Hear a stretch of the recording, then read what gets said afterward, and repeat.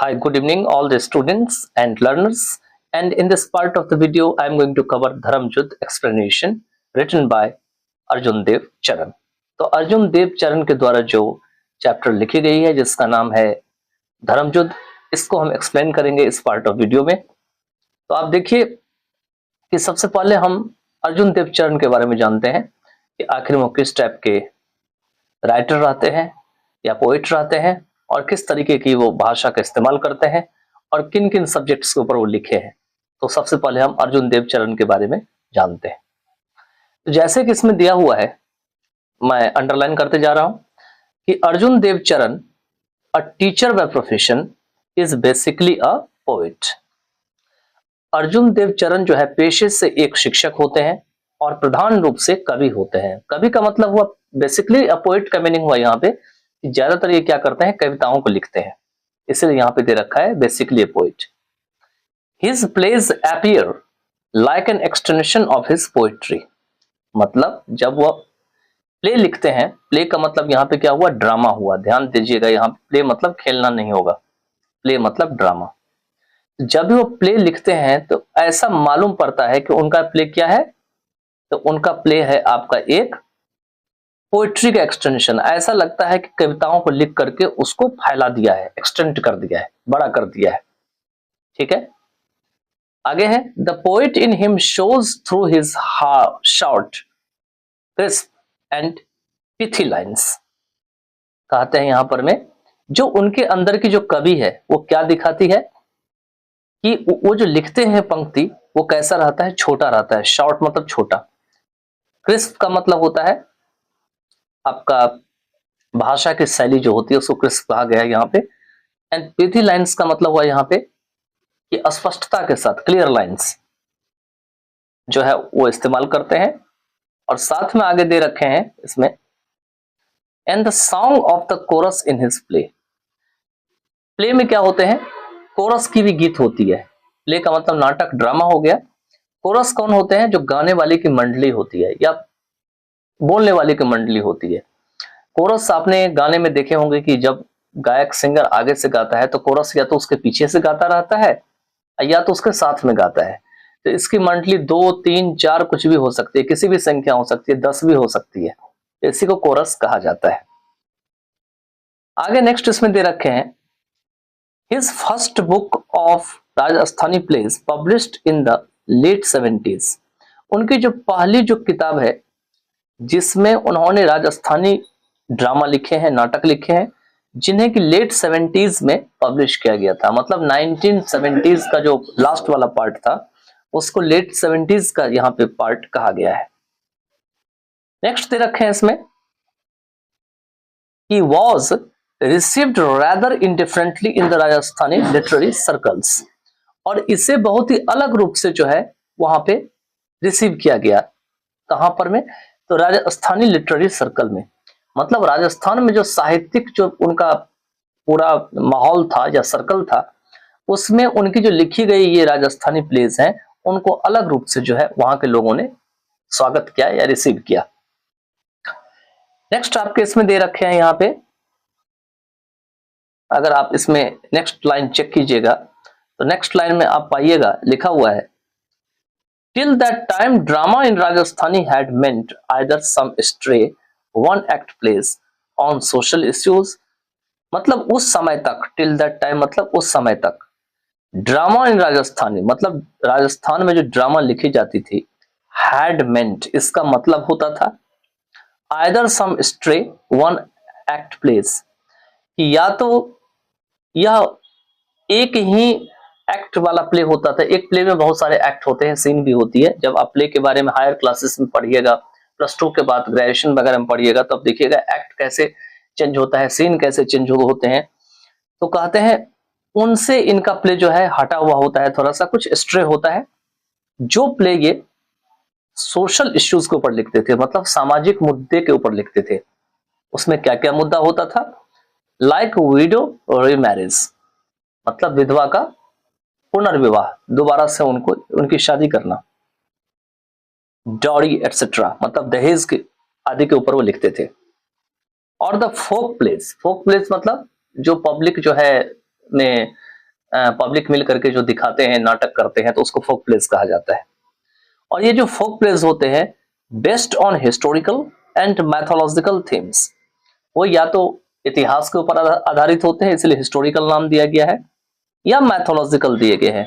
Mythological का मतलब होता है कि जो आपका पौराणिक कथाएं हैं उनके ऊपर, थीम का मतलब उनके ऊपर। मैथोलॉजिकल का मतलब जैसे हमारा रामायण है, महाभारत है, तो कुछ लोग इसको मैथोलॉजिकल मानते हैं, ठीक है, तो उसी के ऊपर जो है इसको माना गया है। आगे दे रखे हैं a full length play on a contemporary theme was beyond conjecture. उनकी जो पूरी की पूरी अगर प्ले देखिएगा, जो समकालीन विषय के ऊपर या थीम के ऊपर लिखा हुआ था, वाज बियॉन्ड कंजेक्चर, वो क्या है, हमारे विचार से परे है, मतलब जितना हम नहीं सोच सकते हैं उनसे हटके उन्होंने इन प्ले में लिखा था। आगे नेक्स्ट दे रखे हैं however Arjun's arrival on the scene is significant not only in terms of dramatic literature but also of modern theatre. कहते हैं यहां पर में कि फिर भी अर्जुन की जो अराइवल है सिग्निफिकेंट, ये केवल कहां पे महत्वपूर्ण है, जो सीन, जब सीन पे आते हैं, जब सीन बनाते हैं प्ले में, वो किस टर्म पे इंपॉर्टेंट नहीं है वो दिखाते हैं, बल्कि और भी जगह पे इंपॉर्टेंट है। मतलब इस मामले में वो क्या करते हैं, ड्रामा को जो लिटरेचर में कन्वर्ट करते हैं या लिटरेचर में जो ड्रामा को इंक्लूड करते हैं, तो उनसे केवल संबंधित नहीं है, ठीक है, but also of modern theatre, बल्कि आजकल जो थिएटर है उससे भी उसको जोड़ के देखा जाता है। आगे नेक्स्ट दे रखे हैं इसमें अर्जुन देव्स प्लेज इंक्लूड दो नाटक आजरा, मतलब अर्जुन देव की जो नाटक है उसमें क्या क्या नाटक शामिल है उसका नाम दे रखा है आगे। ये पहला नाटक है आपका दो नाटक आजरा, गौरी एंड सनकैरियो, बोलमारी मछली की टॉक पानी, ये जो आप पढ़ रहे हैं प्रेजेंटली धर्मयुद्ध, और मुक्ति गाथा, तो ये सारे इसमें शामिल है। नेक्स्ट दे रखे हैं कि Dharmayuddha is the story of Padma. Dharmayuddha क्या है, यह पद्मा की एक कहानी होती है। ए यंग गर्ल, एक युवा लड़की होती है, एजुकेटेड थ्रू स्क्रिप्चर्स, जिसको शिक्षा दी जाती है, धार्मिक ग्रंथ पे जो लेख लिखा रहता है उसी को स्क्रिप्चर कहा जाता है, ठीक है, उस स्क्रिप्चर का नाम है रामायण और महाभारत आदि। शी फील्स एग्रीव्ड, एग्रीव का मतलब यहां पे हुआ उनके साथ जो व्यवहार किया जाता है उससे वो दुखी रहती है, तो इस कारण से उसकी फीलिंग कैसी रहती है, दुखी वाली रहती है, एग्रीव्ड रहती है। एंड एजिटेटेड, एजिटेटेड का मतलब उस जो फीलिंग, जो व्यवहार उनके साथ की जाते हैं उससे उनको उकसाया जाता है, ठीक है। और ये जो एजिटेशन उनके अंदर होती है वो होती है by the uncharitably orthodox attitude of the society towards women. Uncharitably मतलब अनकाइंडली, जहां पर में आपको प्रेम न दिखाया जाए उसको अनचैरिटेबली कहा गया है। ऑर्थोडॉक्स का मतलब जिसे बहुत लोगों ने माना है समाज में कि नहीं ऐसा ही होना चाहिए, तो उसको ऑर्थोडॉक्स कहा गया है। तो अनचैरिटेबली जो ऑर्थोडॉक्स जो एटीट्यूड है, रवैया है, किसकी, समाज की, सोसाइटी की, ऑफ द सोसाइटी, किसके प्रति, टुवर्ड्स वुमेन, वुमेन के प्रति। तो इन चीजों ने इनको क्या किया, एजिटेट भी किया, उकसाया भी, और इन्हीं चीज से इनको तकलीफ भी हुआ मन में, जो व्यवहार इनके साथ खुद हुआ अपनी फैमिली में। She repeatedly questions her parents, वो बार बार अपने माता पिता से प्रश्न पूछती है, एंड हर टीचर, और अपने शिक्षकों से भी पूछती है, अबाउट द राइट्स, उन अधिकारों के बारे में, and the identity of A women, और वुमेन की अपनी पहचान के बारे में, एंड आस्क्स देम, और उन सभी को कहती है, क्या कहती है,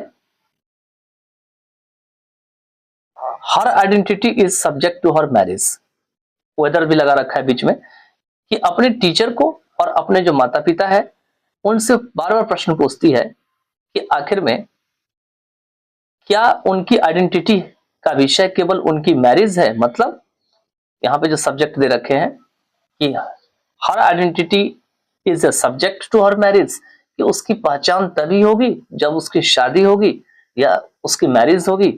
बस यही जो है आपको इस चैप्टर में कॉन्वर्सेशन दिया हुआ है जो माँ पद्मा और उनके पिताजी के साथ होती है।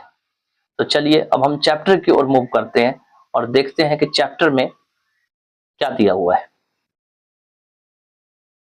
चैप्टर में जो है सबसे पहले जो है धर्मयुद्ध यहां से स्टार्ट होते हैं। पद्मा और उसके माँ के बीच बातचीत होती है। तो पद्मा पूछती है अपनी माँ से, mother what is the identity of women, आखिर में वुमेन की पहचान क्या है।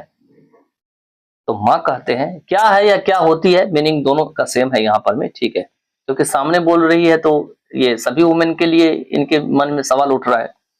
तो माँ कहती है why do you ask that, तुम ऐसा क्यों पूछती हो इस तरह का क्वेश्चन। नेक्स्ट दे रखे हैं इस पेज में। पद्मा फिर से क्वेश्चन करती है how am I different from others. जब उसकी माँ कहती है कि तुम ऐसा प्रश्न क्यों पूछती हो, तो फिर से क्वेश्चन पूछ डालती है, कहती है कि मैं औरों से अलग कैसे हूं, मेरी आइडेंटिटी कैसे अलग है। तो माँ कहती है you are my daughter, our only child and your father's darling. तुम मेरी बेटी हो, केवल एकमात्र बच्ची हो और अपने पिता के प्यारी हो। मतलब इससे उसका आइडेंटिटी निकाल रही है इसकी माँ। अब आगे क्या होता है यहाँ पे कि पद्मा अब अपने पिताजी के बारे में पूछ देती है। Padma father cares more for money, ये तब पूछती है क्वेश्चन जब पिछली वाली लाइन में उसकी माँ कहती है कि अपने पिताजी के डार्लिंग हो, तब उस अपने पिताजी के बारे में वो पूछ डालती है। कहती है कि father cares more for money, पिताजी तो जो है पैसे की ज्यादा केयर करते हैं, देन फॉर मी, मेरे से ज्यादा करते हैं। It takes a heart to bestow love, मतलब प्यार देने के लिए, बिस्टो लव मतलब देना, तो प्यार देने के लिए इट टेक्स ए हार्ट मतलब दिल होना चाहिए। मतलब जब तक हमारे मन में प्यार नहीं रहेगा दूसरे के प्रति तब तक हम प्यार नहीं दे सकते। तो माँ क्या कहती है देखिए, उसका रिप्लाई करती है, क्योंकि इस लाइन में वो पद्मा क्वेश्चन कर देती है कि उसके पिता, उसे एहसास हो जाता है कि उनके जो पिताजी हैं वो उनसे ज्यादा पैसे की अहमियत देते हैं। तो उसी पे माँ जो है अगली लाइन में कहती है for home does he save, कि तुम्हारे जो पिताजी हैं वो किसके लिए रुपया कमाते हैं, किसके लिए पैसा सेव करके रखते हैं। He does all this only for your sake, वह यह सब काम केवल तुम्हारे खातिर करते हैं। ओनली फॉर योर सेक मतलब तुम्हारी खातिर। You shouldn't think that I have no heart, तुम्हें ऐसा नहीं सोचनी चाहिए कि हमारे पास दिल नहीं है, हमारे पास हृदय नहीं है। पद्मा फिर से क्वेश्चन कर देती है but I didn't say it of you, लेकिन मैंने तुमसे ऐसा तो नहीं कही कि तुम्हारे पास दिल नहीं है। माँ कहती है I am not in any way different from him, him यहां पे लगा दिया पद्मा के पिताजी से, कि मैं किसी भी तरीके से तुम्हारे पापा से या तुम्हारे पिताजी से अलग नहीं हूं। My identity is linked with his, मेरी जो पहचान है वो तुम्हारे पिताजी या मेरे पति से जुड़ा हुआ है। And I cherish the bond, और मैं इसी बंधन को जो है निभाती हूँ या चेरिश करती हूँ। उसी बीच में जब ये दोनों माँ बेटी बात कर रही होती है, पद्मा और माँ के बीच जो बात हो रही होती है, तो उसी में पद्मा के फादर आ जाते हैं। तभी लिखा हुआ है एंटर पद्मास फादर। अब क्या करते हैं, इन दोनों माँ बेटी के बीच में ये क्वेश्चन पूछ डालते हैं। फादर कहते हैं what is this talk about the bond Padma's mother, Padma की माँ बताओ कि क्या बॉन्ड की बातचीत चल रही है, किस बॉन्ड की बातचीत चल रही है। क्योंकि पद्मा की माँ तो बोली थी पिछली वाली लाइन में कि हमारी बॉन्ड जो है हमारे हस्बैंड या तुम्हारे पिता से है। तो उसी बॉन्ड के ऊपर फादर क्वेश्चन कर देते हैं। तो माँ कहती है here is your father, ask him whatever you want to know. माँ किसको कहती है, यहाँ फादर को नहीं कहती है, पद्मा को कहती है लो पिताजी तुम्हारे यहाँ आ गए हैं, उनसे पूछो जो भी तुम पूछना चाहते हो या जानना चाहती हो। तो फादर कहते हैं व्हाट्स इट माय चाइल्ड, क्या बात है मेरे बच्चे बताओ। तो माँ कहती है कि she wants to know what is the identity of a woman, मतलब आपकी बेटी जो है पद्मा वो जानना चाहती है कि जो वुमेन की आइडेंटिटी है वो क्या है। तो फादर कहते हैं you will know it dear when you are married, कि प्यारी तुम तब जान पाओगी जब तुम्हारी शादी हो जाएगी। तो पद्मा कहती है does marriage lend identity to a women, क्या मैरिज जो है शादी है वो वुमेन की जो पहचान है उससे जोड़ती है। ठीक है, लेंड मतलब यहाँ जोड़ना ही हुआ एक तरीके से, वैसे लेंड मतलब उधार लेना होता है। ठीक है, तो माँ कहती है what is a woman without a husband, कि बिना पति के वुमेन क्या है, वुमेन का क्या वजूद है, औरत की क्या वजूद है। तो पद्मा कहती है कि what if one does not get married, क्या होगा अगर कोई व्यक्ति शादी नहीं करता है तो, या कोई लड़की शादी नहीं करती है तो माँ कहती है why do you always ask such senseless questions, तुम हमेशा इस प्रकार की ना समझ वाली, बिना दिमाग वाली बेतुका क्वेश्चंस क्यों पूछती हो। सच मतलब ऐसा, सेंसलेस क्वेश्चन मतलब इस प्रकार की बेतुका या ना समझ बिना दिमाग वाला क्वेश्चन। ठीक है, तो पद्मा कहती है कि what about a women whose husband is dead, आखिर में उस वुमेन के बारे में आप क्या कहना चाहोगी जिसके पति मर जाते हैं या मर गए हैं।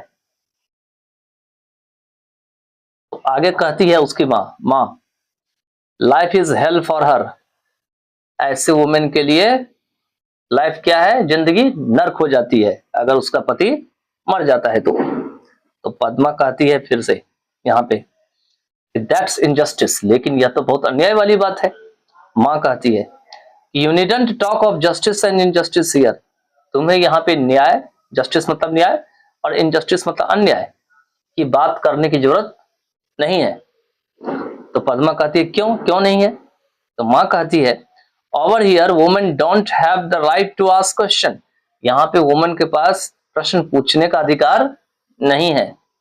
तो पद्मा कहती है what right do they have then, तो फिर आखिर में किस प्रकार का अधिकार है। तो फादर कहते हैं rights are for equal dears, कि राइट्स जो है वह समानता के लिए होती है, डियर इक्वल्स। तो पद्मा कहती है why is a home considered a place for bargaining, आखिर में घर जो है वो सौदेबाजी का जगह क्यों क्यों समझा जाता है। कंसिडर्ड मतलब समझा जाना। One shouldn't live in such a place, ऐसे घर में आदमी को नहीं रहना चाहिए। वन का मतलब यहाँ व्यक्ति होगा, आदमी होगा। ये ग्रामर का पार्ट है, जब ग्रामर स्टडी कीजिएगा तो उसमें आपको मिल जाएगा। नेक्स्ट आपके दे रखे हैं फादर कहते हैं you will get the same replies to this questions wherever you go, कि तुम यही नहीं मेरे ही घर में मैं ही आपको तुम्हें ये जवाब नहीं दे रहा हूं या दे रही हो। इस प्रकार के उत्तर तुम जो प्रश्न पूछ रही हो, तुम जहां कहीं भी जाओगी, वेयर एवर यू गो मतलब जहां कहीं भी तुम जाओगी, और इस प्रकार के अगर तुम क्वेश्चन करती हो तो सेम रिप्लाई तुमको मिलेगा या तुम पाओगी। You will get the same replies to this questions wherever you go. तो पद्मा कहती है but the identity of a woman is the identity of the human race, लेकिन वुमेन की जो पहचान है वो तो ह्यूमन रेस की आइडेंटिटी है। ह्यूमन रेस का मतलब हुआ कि वो भी एक मानव है, उसको मानव की नजर से देखा जाए, ना कि पुरुष स्त्री की नजर से देखा जाए। अ सोसाइटी सेंस वुमेन, एक समाज जो है वो बिना वुमेन के कैसे रह सकते हैं। अगर सोसाइटी में वुमेन ना हो तो उसके बगैर सोसाइटी का क्या एग्जिस्टेंस है, वही पद्मा यहाँ कहती है। तो फादर कहते हैं that's why they say that marriage lends this identity, तो यही कारण है कि वे लोग जो समाज में रहते हुए कहते हैं कि मैरिज जो है वह इस आइडेंटिटी को या पहचान को क्या करती है, जन्म देती है या उससे जोड़ती है, लेंड करती है। अब पद्मा कहती है so if a girl does not get married she has no identity, तो इसका मतलब ये हुआ कि अगर एक लड़की की शादी नहीं होती है तो उसकी कोई पहचान नहीं है। Why is it that an unmarried man is venerated and called a saint? ऐसा क्यों होता है कि एक अविवाहित जो पुरुष होते हैं या अनमैरिड मैन होते हैं उसको आदर के साथ देखा जाता है, वेनरेट किया जाता है। वेनरेट मतलब आदर के साथ देखा जाना। एंड कॉल्ड ए सेंट, उसे साधु समझा जाता है, साधु पुकारा जाता है। While an unmarried woman, जबकि एक अविवाहित जो स्त्री होती है या लड़की होती है इज कॉल्ड इमोरल, उसे अनैतिक और वांटन मतलब अनचेस्ट और पवित्र समझा जाता है। क्या कहा जाता है अनमैरिड वुमेन को? इमोरल मतलब अनैतिक और वांटन मतलब अनचेस्ट और पवित्र। ठीक है, इसके साथ ये चैप्टर जो है यहाँ पे एंड हो जाता है। इसके बाद भी हो सकता है कॉन्वर्सेशन हो इसमें, बट इस बुक में इस चैप्टर में इतना ही कॉन्वर्सेशन है और इसके साथ ये चैप्टर यहाँ पे एंड होता है। तो आप इस चैप्टर को जो है एक बार नहीं, दो बार नहीं, तीन बार नहीं, जितना बार आपको मन हो आप रिवर्स करके देखिए। और मैंने एक एक लाइन की हिंदी मीनिंग बता दी है और होप करते हैं कि आपको अच्छे से समझ में आया होगा। चलिए अब नेक्स्ट चैप्टर करने का प्रयास करते हैं। Good evening, now welcome on evergreen classes and currently you are interacting with Chandan Kumar Jha. In this part of the video I will explain some words from Panorama part 1. This is chapter 1, Dharam Yudh, written by Arjun Dev Barma. So before going to the question answer we will do some words. So let's start doing some words. तो सबसे पहला जो word है इस chapter का वो आपके screen पे दिया हुआ है ऊपर में, वो है आपका, देख सकते हैं इसमें, इस वर्ड का नाम है आपका आइडेंटिटी। वर्ड का नाम है आइडेंटिटी। मीन्स होते हैं, ये आपका नाउन है इंडिविजुअलिटी। इंडिविजुअलिटी मतलब पहचान, जिसकी खुद की निजी कुछ व्यक्तित्व होती है या पहचान होती है उसको इंडिविजुअलिटी कहा जाता है। स्पेलिंग देख लीजिएगा, IDENTITY वह है। नेक्स्ट आपका वर्ड है डार्लिंग, DARLING। ये भी एक नाउन है, एन ब्रैकेट में है, इसका मतलब नाउन है। इसका मतलब डियर और लवेबल चाइल्ड, मतलब जो प्रेम करने वाला, प्यार करने वाला बच्चा होता है, ज्यादा प्रिय होता है, उसी को डार्लिंग यहाँ पे कहा गया है इस चैप्टर में। नेक्स्ट है आपका बिस्टो। ये बिस्टो का मीनिंग होते हैं कन्फर, मतलब किसी को कुछ देते हैं तो उसको बिस्टो कहा जाता है। इसके बाद जो नेक्स्ट वर्ड है वो है आपका चेरिश, CHERISH। ये एक वर्ब है। It means to hold as dear, मतलब किसी चीज को प्यारा मान लेना, उसी को चेरिश कहा जाता है। नेक्स्ट है आपका सेंसलेस, मतलब ना समझ, बेतुका, SENSE, सेंस में लेस लग गया है, LESS। ये एक आपका एडजेक्टिव है, इसका मतलब वही है। इंग्लिश टू इंग्लिश मीनिंग भी दे रखा है, अनरीजनेबल मतलब बेतुका या ना समझ। इसके बाद नेक्स्ट वर्ड है सेंस, SANS। ये एक प्रीपोजिशन है, इसका मीनिंग होते हैं के बिना, विदाउट। इसके बाद नेक्स्ट वर्ड में आते हैं और इस वर्ड का नाम है वेनरेटेड, VENERATED। ये एक प्रकार का एडजेक्टिव है। It means treated with respect, मतलब आदर के साथ बर्ताव किया हुआ, तो इसी को वेनरेटेड कहा जाता है। देखिए जो उच्चारण है, उच्चारण का बहुत वैल्यू होता है, तो उच्चारण ध्यान से सुनिएगा हर एक वर्ड का जो मैं कर रहा हूं, उसी हिसाब से आपको भी उच्चारण करना है। इसके बाद है आपका, इसमें दिया हुआ है सेंट है, SAINT। सेंट क्या है? एक नाउन है। A person of great holiness, मतलब एक ऐसा व्यक्ति जो कि काफी पवित्र वाला आदमी हो, जिसे साधु भी कहा जाता है। इसके बाद है आपका इमोरल, दे रखा है इसमें इमोरल। तो इमोरल का मीनिंग है आपका IMMORAL, एडजेक्टिव है। हैविंग नो मोरल, जिसके पास कोई नैतिकता नहीं हो उसी को इमोरल कहा जाता है। इसके बाद है वांटन, ये एक एडजेक्टिव है। इट मीन्स अनचेस्ट, जो अपवित्र होते हैं उसी को वांटन कहा जाता है। तो आई होप कि ये वर्ड्स आप पहले लिख लीजिएगा and thereafter try to learn them, because if you stockpile the word then it would be very good for you in future. So now we'll be doing some question answer. At first we'll be doing the short question, then we'll be doing the long questions. तो पहले हम short वाला question करेंगे, फिर हम long वाला question करेंगे। चलिए इसको यहीं पे स्टॉप कर देते हैं। हाय, गुड इवनिंग। और आज जो है हम धर्म युद्ध के शॉर्ट क्वेश्चन आंसर को करेंगे, जो पेज नंबर 7 में है। इसको अर्जुन देव चरण के द्वारा लिखा गया है। तो सबसे पहला क्वेश्चन हम इसमें देखते हैं कि क्या दिया हुआ है। पहला क्वेश्चन इसमें है कि what was the question that Padma wanted to know from her parents, कि क्या ऐसा प्रश्न थी जिसे पद्मा अपने माता पिता से जानना चाहती थी। Wanted to know from her parents. तो आंसर दे रखे हैं इसमें, Padma wanted to know, Padma जानना चाहती थी, why there was discrimination between man and women, कि पुरुष और स्त्री के बीच आखिर में क्यों भेदभाव है। तो यही प्रश्न का उत्तर जो है वो पद्मा अपने माता पिता से जानना चाहती थी। इसके बाद आपका जो नेक्स्ट क्वेश्चन है वो इसमें इस प्रकार दिया हुआ है, how many brothers and sisters did Padma have, मतलब जो पद्मा थी उसके कितने भाई बहन थे। तो जैसे कि आप जानते हैं कि पद्मा के कोई भी भाई बहन जो है वो नहीं थे। How many brothers and sisters did Padma have, Padma के कितने भाई बहन थे। तो उत्तर में है आंसर में, Padma was an only child, कि पद्मा जो थी वो एकमात्र बच्ची थी। She did not have any brothers और सिस्टर, इनके कोई भी भाई बहन नहीं थे। तो नेक्स्ट क्वेश्चन की ओर चलते हैं, अगला क्वेश्चन देखते हैं क्या है। अगला क्वेश्चन नंबर जो 3 दे रखे हैं उसमें है, why was Padma unhappy, question number 3 है, विद हर फादर, पद्मा अपने पिता से नाराज क्यों रहती थी। तो आंसर है कि Padma was unhappy with her father for several reasons, several reasons मतलब बहुत सारे ऐसे कारण थे जिसके कारण से पद्मा अपने पिता से ना खुश थी, वो खुश नहीं थी। पहला तो है जैसे कि प्रायोरिटी ऑफ मनी, उनके पिताजी पैसे को ज्यादा अहमियत देते थे, पद्मा को नेग्लेक्ट करते थे, उनको नकारते थे। एंड लोनलीनेस मतलब उनको अकेले में छोड़ देते थे। And traditional views of gender roles, और उनके पिताजी का जो लिंग के ऊपर मतलब जेंडर के ऊपर जो भूमिका है वो बहुत ही पुरानी थी, कि पुरुष को क्या करना चाहिए, स्त्री को क्या करना चाहिए। तो ये सब बातें इसमें दी गई है। इसके बाद जो क्वेश्चन नंबर 4 है आपके, for home is the life hell according to Padma's mother, मतलब पद्मा की जो मदर है उनके हिसाब से जो जिंदगी है वो किसके लिए नर्क है।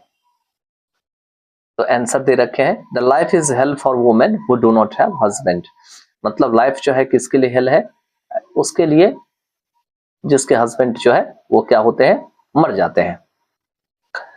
और लास्ट क्वेश्चन आपके दे रखे हैं 5 में, what according to Padma is the identity of human race, Padma के हिसाब से जो मानव जाति है उसकी आइडेंटिटी क्या है। यही क्वेश्चन है, what according to Padma is the identity of human race. तो इसको आपको देख के एकदम लिख लेना है, मैंने एक्सप्लेनेशन भी कर दिया है ताकि आप जो है एक एक लाइन की हिंदी मीनिंग भी समझें और एग्जाम में अच्छे से लिख सकें। तो आंसर में दे रखे हैं, the identity of the human race is the identity of women, मतलब पद्मा के हिसाब से जो ह्यूमन रेस की जो आइडेंटिटी है वो है आइडेंटिटी ऑफ वुमेन, कि वो वुमेन को भी पहचाने। लोग जो है थोड़ा वुमेन को भी पहचाने, वुमेन को आखिर में क्यों नहीं पहचानते, उनका भी अपनी पहचान है। एबिलिटी टू लव, उनके अंदर में एबिलिटी होना चाहिए लव करने की। Be kind and help others, दूसरों के प्रति दया होना चाहिए, दूसरों के प्रति मदद करने की पावर होनी चाहिए।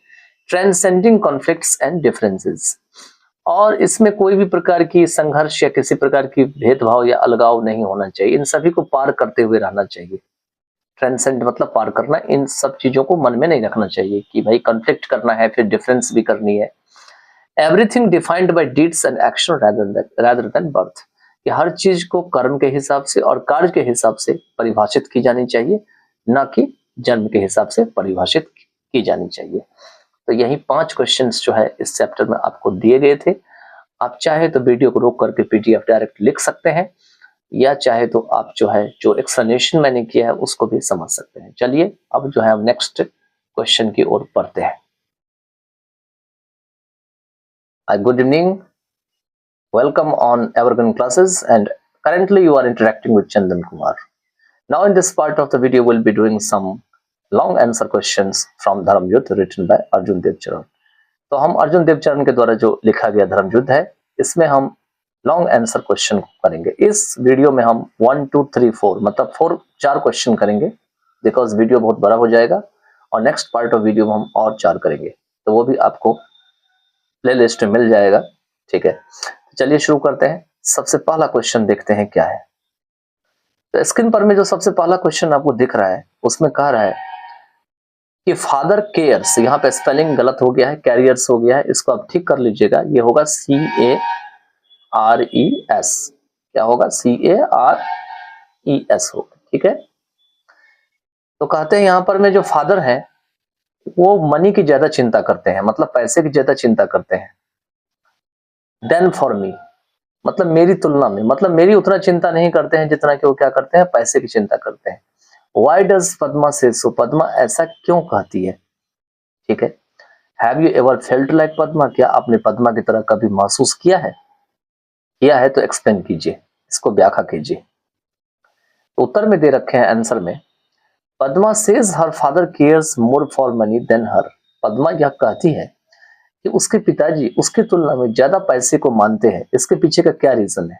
बिकॉज शी फील्स नेग्लेक्टेड, क्योंकि उसे अनदेखा कर दिया जाता है, नेग्लेक्ट कर दिया जाता है।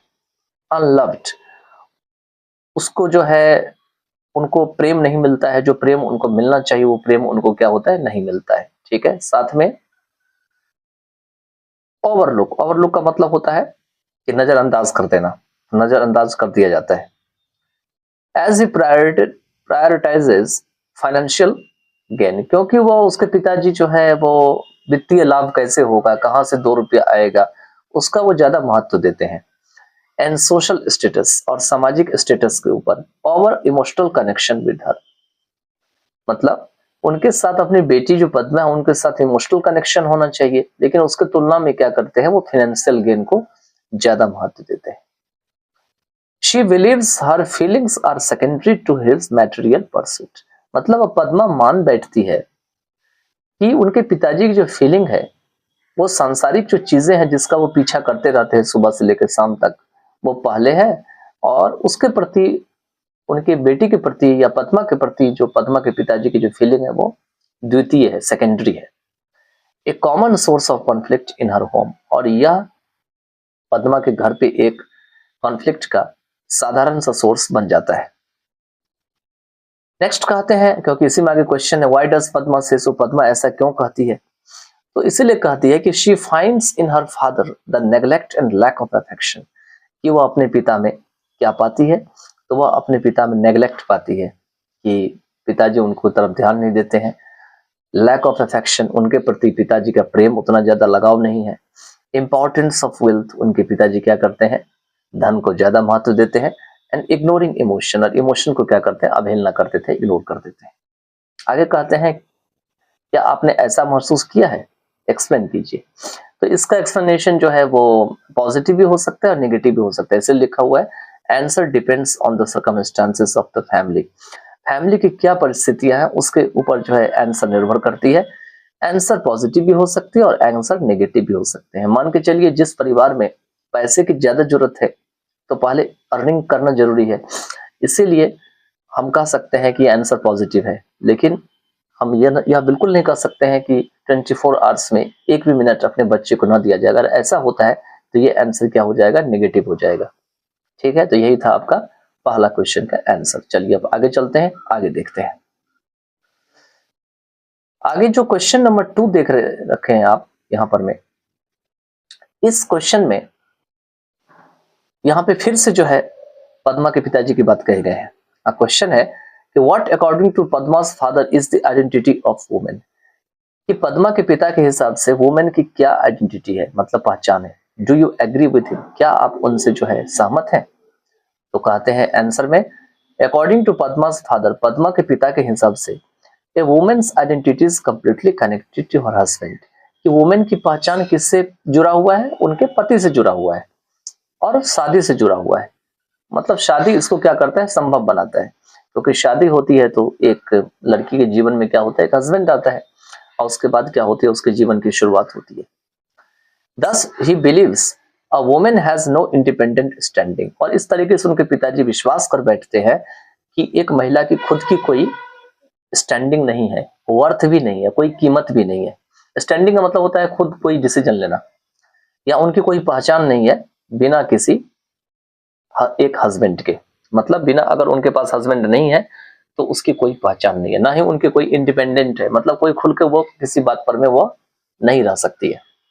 अब आगे कहते हैं कि do you agree with him, कहते हैं क्या आप उससे सहमत हैं? तो साफ साफ यहां दे रखे हैं, मना कर रखे हैं कि I do not agree with him, नहीं मैं उनसे सहमत नहीं हूं।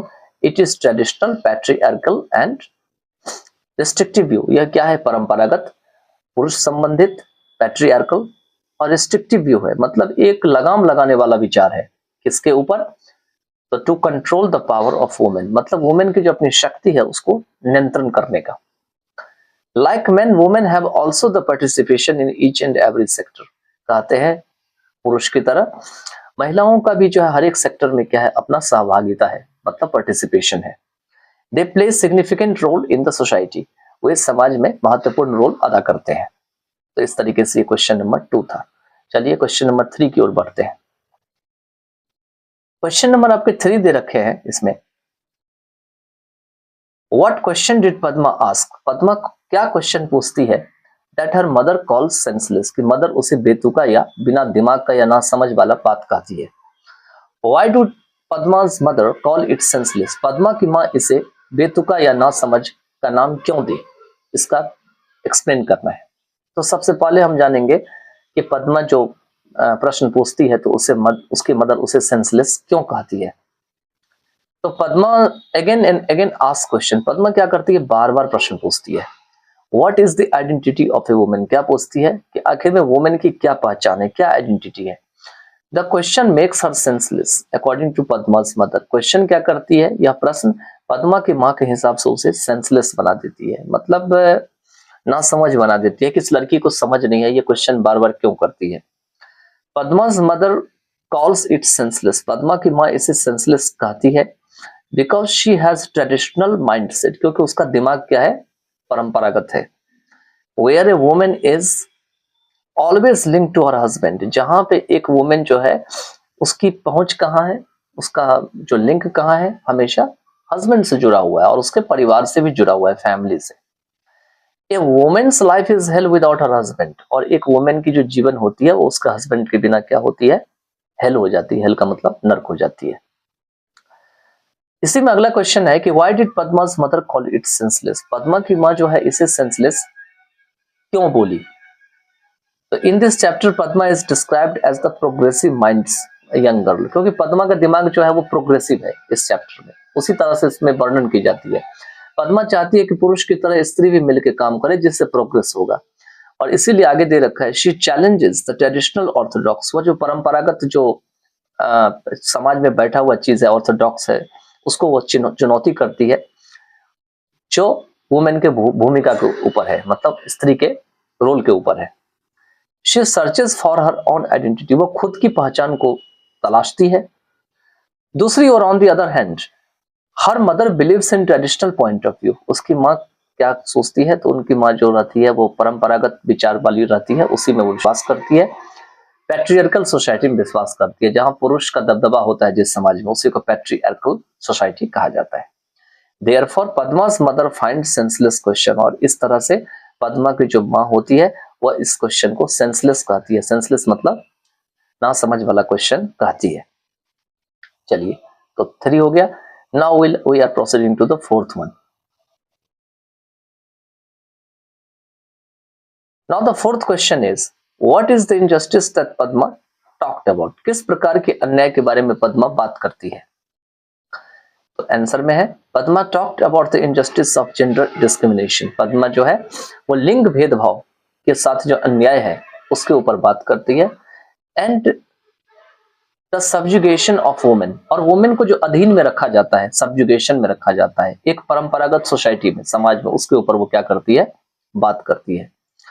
आगे इसमें दे रखे हैं कि she specifically opposes the idea, वह उस विचार को खास करके विरोध करती है that a women's identity is solely linked to her husband, कि एक वुमेन की जो पहचान है वो एकमात्र केवल उसके हस्बैंड से जुड़ा हुआ है। एंड कंसिडर्स इट अनजस्ट, और इसे वह अन्याय मानती है, उचित नहीं मानती है that a women are denied equal rights, opportunities and freedom, कि वुमेन को जो है वंचित रखा जाता है उससे बराबर के अधिकार से, मौकों से, अपॉर्चुनिटीज से और आजादी से। Often forced to live a hellish life, उन्हें एक नर्क भरी जिंदगी जो है जीने के लिए मजबूर किया जाता है। ऑन हर हस्बैंड्स डेथ, उनके हस्बैंड के मृत्यु होने के बाद, मतलब किसी लड़की के अगर हस्बैंड खत्म हो जाती है किसी वुमेन की, तो क्या होता है, उसकी जो जिंदगी होती है वो हेल के समान देखा जाता है। आगे और भी दे रखे हैं। मोर ओवर, इसके अलावा she also talked about traditional gender roles, मतलब परंपरागत समय में जो जेंडर की क्या भूमिका है, जैसे स्त्री की भूमिका है कि वो घर का काम करे, साफ सफाई करे, बच्चों को देख रेख करे, फैमिली चलाए। तो यही पुरानी जो ट्रेडिशनल जेंडर रोल्स थे, तो उसी के बारे में वो बात की थी पद्मा ने इस चैप्टर में। साथ में लॉस ऑफ आइडेंटिटी, कि यहाँ पर में स्त्री अपनी आइडेंटिटी को पास्ट में नहीं पहचान पाती थी और साथ में अपनी फ्रीडम को भी खो देती थी। तो यही 4 क्वेश्चन जो है हमारे पास है और मैंने इसको एक्सप्लेन कर दिया। आई होप कि you would have taken advantage of this video and after if you are unable to, अगर आप इसको एक बार में नहीं समझ पा रहे हैं तो एक बार फिर से वीडियो को स्किप कीजिए और फिर से इसको देख करके लिखिए और इनको समझने और याद करने का प्रयास कीजिए। तो चलिए अब हम क्वेश्चन नंबर 5, 6, 7, 8 को नेक्स्ट पार्ट ऑफ वीडियो करेंगे। जो हम आगे आपका जो चैप्टर धर्म युद्ध है, इसके लॉन्ग आंसर का आंसर नंबर जो है 5 को करेंगे। इसमें देखिए क्वेश्चन क्या कहता है। क्वेश्चन कह रहा है कि sketch the character of Padma. Padma के कैरेक्टर के बारे में मैंने कई बार बताया है, क्लासेस में भी मैंने बताया है, एक्सप्लेन भी किया है कि पद्मा जो है किस प्रकार की जो लड़की रहती है। इनका सोच बहुत हटके रहता है, ट्रेडिशनल वुमेन से हटके। तो उसी के बारे में इसमें दे रखे हैं। तो देखिए दे रखा है आंसर में कि पद्मा इज ए मॉडर्न, मतलब वो आधुनिक रहती है, एजुकेटेड पढ़ी लिखी रहती है, and out spoken young women. मतलब आउट स्पोकन मतलब होता है कि बातों को अच्छे से जो है पेश करना वो जानती है और एक यंग वुमेन भी रहती है। She fights against gender inequality and societal prejudices. वो क्या करती है कि सोसाइटी में पहले से जो व्याप्त चीजें हैं, पहले से जो विचार किया हुआ चीजें हैं, उसी को सोसाइटल प्रेजुडिसेस कहा गया है। असमानता है, इनइक्वालिटी है, और जो लिंग है उसके खिलाफ वो लड़ती है, जेंडर के खिलाफ, कि नहीं स्त्री को ये काम करना चाहिए, पुरुष को ये काम करना चाहिए। आगे दे रखे हैं she is a strong, intelligent and compassionate character. वह एक मजबूत, एक तेज और एक दया के पात्र वाला, मतलब जो दया से संबंधित पात्र होता है, कॉम्पैशनेट मतलब दया, ऐसा पात्र इसे इस कहानी में माना गया है। She challenges her parents. वह अपने पेरेंट को चुनौती देती है। किस संबंध में देती है? तो रिगार्डिंग वुमेन्स राइट, वुमेन के अधिकार के बारे में, और इंडिविजुअल आइडेंटिटी, कि व्यक्ति की भी कुछ अपनी खास पहचान है, तो उसके बारे में। आगे दे रखे हैं मोर ओवर, इसके अतिरिक्त शी इज मॉडर्न, वह आधुनिक रहती है, इंडिपेंडेंट मतलब बिल्कुल स्वतंत्र विचार की होती है, एंड करेजस मतलब उसके अंदर साहस होती है बोलने की। शी क्वेश्चंस फ्रीक्वेंटली, वह बार बार सवाल करती है, अबाउट द इनजस्टिस, उस अन्याय के ऊपर, अन्याय के बारे में, कमिटेड इन द सोसाइटी, जो समाज में की जाती है, वो अन्याय किसके खिलाफ? महिलाओं के खिलाफ, against women. She refuses to be defined solely by her marriage. वह जो है केवल मैरिज के हिसाब से किसी स्त्री की पहचान हो, इस बात को डिफाइन करने से वो, या परिभाषित करने से वो मना कर देती है। मतलब ऐसा नहीं मानती है कि वुमेन को मैरिज हो तभी वो उसको कोई पहचाने सोसाइटी में, तो इस बात को वो एक्सेप्ट नहीं करती है। तो यही आपका जो है फर्स्ट क्वेश्चन था। चलिए सेकंड क्वेश्चन की ओर बढ़ते हैं। क्वेश्चन नंबर अगर आप 6 देखते हैं तो इसमें दे रखा है कि Padma's mother is the true image of a typical traditional women. यहाँ 2 बार ऑफ हो गया, एक ऑफ काट दीजिएगा, ठीक है। तो कहते हैं कि जो पद्मा की जो मदर होती है वो क्या होती है? तो टिपिकल होती है ट्रेडिशनल वुमेन, ठीक है। मतलब एक अलग प्रकार की जो है वो वुमेन होती है, ठीक है। इसको क्या करना है आपको? एक ऑफ को काट देना है। तो एक टिपिकल ट्रेडिशनल वुमेन होती है, एक अलग प्रकार की होती है ट्रेडिशनल वुमेन, और उसकी एक ट्रू इमेज भी बनती है वो। तो उसी के ऊपर जो है इस चैप्टर में आपको बताना है। तो जैसे कि आपको शॉर्ट क्वेश्चन या पिछले वाले क्वेश्चन को देखने से भी कुछ ना कुछ इनके कैरेक्टर के बारे में आपको पता लगा होगा। तो देखिए क्या दे रखे हैं। Padma's mother embodies a traditional women. Padma जो माँ होती है वो परंपरागत जो स्त्री होती है उसका रूप धारण करती है, एम्बॉडी करती है। किसके जरिए? Through her total submission to patriarchal norms. क्योंकि पूरा का पूरा जो है पुरुष संबंधी जो समाज है उसके जो नियम कानून है उसको वो पूरा स्वीकार कर लेती है। सबमिशन का मतलब होता है स्वीकार करना। शी बिलीव्स, वह विश्वास करती है, that a wife's existence is tied to her husband, कि एक जो पत्नी है उसकी जो अस्तित्व है वो पूरा उसके पति से जुड़ा हुआ है। And strict adherence to ancestral customs, और इसका जो लगाव है मतलब एक मजबूत लगाव है, एडहियरेंस है, इससे इनका लिंक जुड़ा हुआ है, तो जो पूर्वज के जो रीति रिवाज है उससे पूरी तरीके से जुड़ा हुआ है। She acts as a contrast to Padma's modern views on equality. वह बिल्कुल पद्मा की जो आधुनिक जो समानता के ऊपर जो विचार है उसका अपोजिटली बात करती है, कॉन्ट्रास्ट बात करती है। उनका मतलब विचार उनसे अपनी बेटी जो पद्मा होती है उससे नहीं मिलता जुलता है।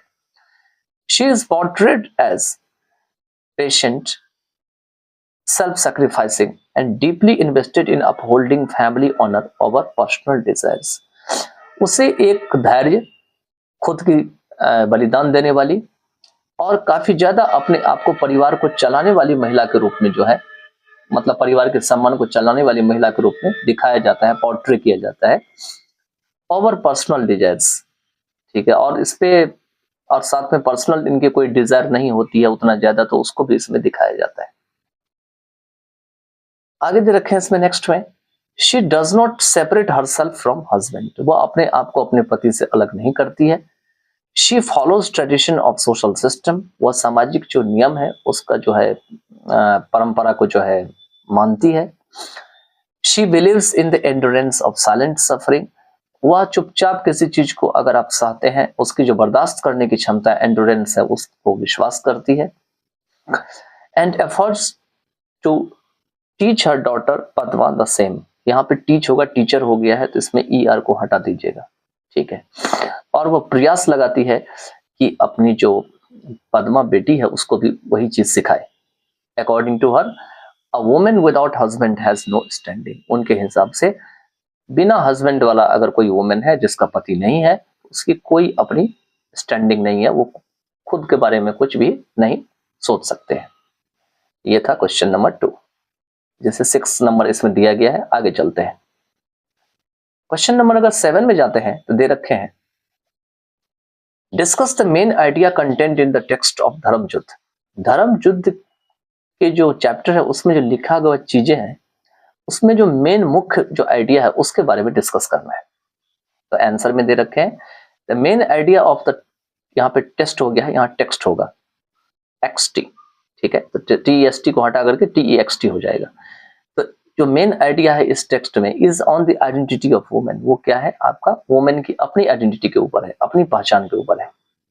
It highlights her struggle for equality just and independence. यह क्या करती है, वुमेन की जो अपनी समानता है, उसकी स्ट्रगल है, संघर्ष है, उसकी जो उचित बात है और आपका जो इंडिपेंडेंस है, आजादी है, उसके बारे में चढ़ा बढ़ा के इस चैप्टर में बताती है, इसी को हाईलाइट करती है। It defines A patriarchal society. यह क्या करती है, तो पुरुष संबंधी जो आपका समाज है उसके बारे में परिभाषित करती है। That connects women with their relationship with man. जो कि वुमेन को क्या करती है, उसकी जो रिलेशनशिप है, उसका जो संबंध है मैन के साथ, उससे जोड़ के रखती है। आगे दे रखे हैं, it discusses on gender equality. यह जो जेंडर इक्वालिटी है, समानता है कि स्त्री और पुरुष के बीच कोई भेदभाव नहीं होना चाहिए, उसके ऊपर डिस्कस करती है, बहस करती है।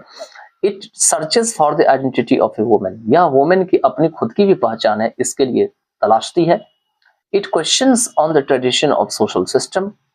यह सोशल सिस्टम जो सामाजिक जो व्यवस्था है, उसकी जो परंपरा है, उसके ऊपर प्रश्न चिन्ह लगाती है। जो व्यवस्था क्या करती है, that hinders the women's development, जो कि वुमेन के विकास को रोकती है। तो ये था 7th नंबर। अब चलते हैं लास्ट 8th नंबर पे। 8th नंबर क्वेश्चन में है, why is the lesson called धर्म युद्ध। जो लेसन धर्म युद्ध है, इसे धर्म युद्ध क्यों कहा गया है या क्यों कहा जाता है, गिव रीजंस, इसके आप कारण बताइए। तो आंसर में है, द लेसन इज कॉल्ड धर्म युद्ध। लेसन को इसीलिए धर्म युद्ध कहा जाता है, या इस पार्ट को इसलिए धर्म युद्ध कहा जाता है, बिकॉज इट डिपिक्ट्स पद्माज moral, intellectual and emotional struggle. क्योंकि यह क्या करती है, पद्मा की नैतिक, जो बुद्धिजीवी और जो इमोशनल जो स्ट्रगल है, जो सुख दुख या अच्छा बुरा को जो सोचने वाली जो चीजें हैं, उसके ऊपर वर्णन करती है, डिपिक्ट करती है। अगेंस्ट अनजस्ट ट्रेडिशंस, ये किसके खिलाफ करती है, कि एक जो अनुचित जो परंपरा है उसके खिलाफ। जो परंपरा क्या करती है, that limit women's rights and autonomy, जो कि वुमेन के अधिकार को और उसकी खुद की जो मन में जो आती है करने की उस चीज को वो रोकती है या लिमिट करती है। It symbolizes a battle of duty rather than a physical conflict। यह क्या करती है कि शारीरिक जो कॉन्फ्लिक्ट होती है जिससे हम लड़ते हैं शारीरिक तरीके से, उसकी तुलना में यह हमारे जो क्या कर्तव्य होना चाहिए, उस कर्तव्य के प्रति क्या संघर्ष होना चाहिए, उस पे उसको सिंबलाइज करती है, उसको एक अपना प्रतीक बनाती है। आगे है, इसमें दे रखा है द टाइटल धर्मयुद्ध discusses on the struggle related to right in fight. मतलब जो ये टाइटल धर्मयुद्ध दिया गया है ये ऐसी स्ट्रगल के ऊपर चर्चा करती है जिसका संबंध जो है राइट के लिए फाइट करना। मतलब आप to right in a fight, मतलब आपको लड़ाई भी करना है, लेकिन किसके लिए करना है? अपनी अधिकार के लिए करना है। दैट इज मोरली एक्सेप्टेबल, जो कि नैतिक तरीके से स्वीकार के योग्य है। It also connects the idea of battle for gender equality.